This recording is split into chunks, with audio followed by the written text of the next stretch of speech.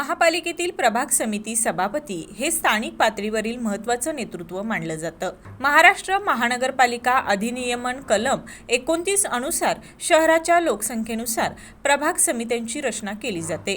4.5 लाखांपेक्षा जास्त आणि 12 लाखांपर्यंत लोकसंख्या असलेल्या शहरांमध्ये किमान 4 ते कमाल 9 प्रभाग समित्या असू शकतात। प्रत्येक प्रभाग समितीत त्या भागातील निवडून आलेले नगरसेवक आणि संबंधित क्षेत्राचा प्रभारी अधिकारी यांचा समावेश असतो।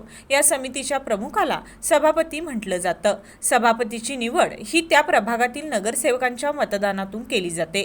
ज्या पक्षाचे किंवा युतीचे संख्याबळ जास्त त्या पक्षाचा सभापती होण्याची शक्यता अधिक असते। सभापतींना त्यांच्या प्रभागातील विकास कामांची जबाबदारी दिली जाते।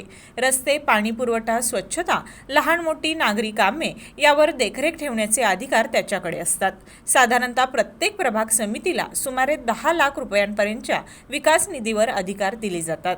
यामुळे प्रभाग समिती सभापती हे त्या भागाचे मिनी महापौर मानले जातात। स्थानिक समस्यांचं तात्काळ निराकरण आणि नागरिकांशी थेट संपर्क यामुळे या पदाला विशेष महत्त्व प्राप्त झालं आहे।